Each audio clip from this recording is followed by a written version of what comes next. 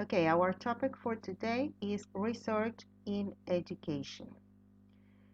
So, we should start with this topic by asking ourselves why is it necessary to carry on research education in education? Here, there are some reasons why it is important for us as teachers to carry on educational research. First of all, because it helps teachers to form critical lens in teaching. Um, to be critical in teaching, in fact, is a good quality. Yes, we should always try to think about our practice and to analyze and reflect on it. It also helps us to connect intuition and evidence about teaching. Yes, so whenever we have a problem with our teaching practice, sometimes we rely on our intuition, but it is much more complete if we try to analyze it and try to find an answer for this problem, but based uh, on research. Yes. Also, because teachers feel inspired and empowered when they are consumers of research and co-creators of their own knowledge. So, if you carry on research in education, you will create, yes, new knowledge about your teaching practice, and that will give you security and will empower you, yes, as a professional. So there are two important ways of carrying on research in general. We have a quantitative approach, yes, and a qualitative approach. The quantitative approach is that type of research that has a hypothesis and that the researcher wants to demonstrate that hypothesis. In order to do so, he uses statistical procedures, numerical data, and the frequency of events. It aims at objectivity. This type of research is the one that is carried out by sciences, like, for example, medicine, yes, exact sciences, yes, because you start with a hypothesis that you want to demonstrate, and the tools and the instruments that you use in order to demonstrate that hypothesis are based on statistics and figures. Yes? For example, how do we use this type of approach in the teaching practice? A teacher researcher wants to know about different types of exercises, because he or she thinks multiple choice exercises cater for more logical students, while question answer exercise cater for more linguistic students. Yes? So that would be the situation.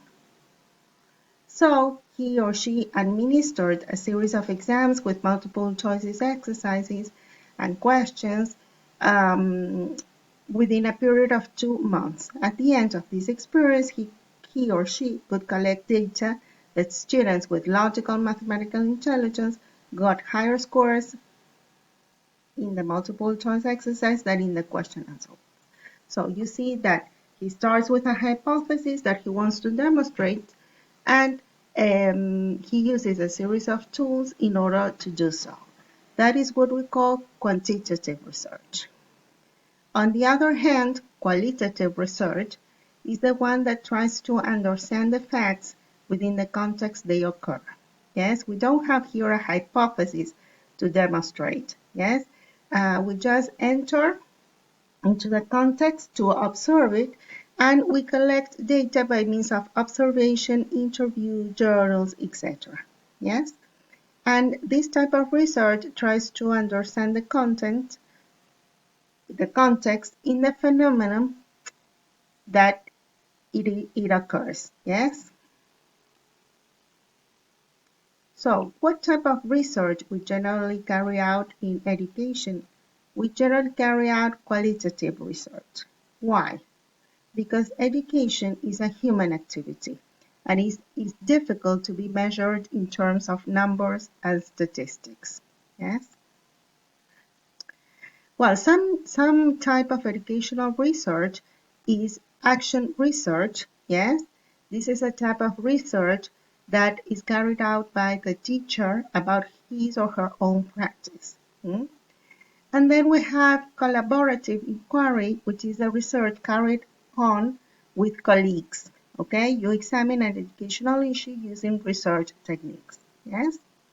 So remember, action research, the one carried out by the teacher, and collaborative inquiry, the one that you carry out with your colleagues. Other types of educational research is when you become a part of a research project with a team group. Yes, and here this type of project has a title, an abstract, an introduction, a theoretical framework, a methodological framework, results, conclusion, and bibliography. This is another type of educational research that you can carry on. Whatever type of research that we choose, it is always remembered to take into account, yes, the frame, yes, that we are going to see things. Okay, remember that the frame, yes, or the approach is what determines the way that we see things. Yes, if you choose a quantitative approach, you are going to see things in one way, and if you choose a qualitative approach, you are going to see things in another way. You can also adopt a frame that is a mix of quantitative and qualitative. That is another option. So how do we start doing research in education? We generally start by asking ourselves a question, yes, about some educational issue that we don't know the answer. It is important that it's a real question, yes, something that we don't know, because if not, it's not worth starting the research process, yes. We must try to get rid of the assumptions that we have about the topic. For example, look at this situation. What is the problem here? So, we may assume that the children are misbehaving because they are disrespectful, because they don't want to study, because they don't want to go to school, because they are bored, because they only want to have fun. But all of these things are assumptions. We really don't know if this is so. So we should ask ourselves, why are students bored? Why they want to play? Why they are not paying attention? What is happening with the teacher's practice? And these are the questions that will start the real research process. Another aspect that is important to take into account is what we see in the class and what we don't see. Yes? What we see in the class are classroom materials, students, teachers, but there are a number of things that we don't see, and they are present in the class, that are beliefs, the assumptions, the prejudices of the teacher, of the students, yes? Many things that are together, yes, with the teacher and the students that we cannot see. So how do we start, yes, making or starting a research process? By a critical incident. And what is a critical incident? It's an unplanned and an anticipated event that occurs during a lesson and that serves to trigger insights about some aspects of teaching and learning. Is that something that happens in your class that you didn't expect it to happen? Yes, but that will trigger, yes, you to do some research. So let's watch this video and we're going to try to answer some of the questions.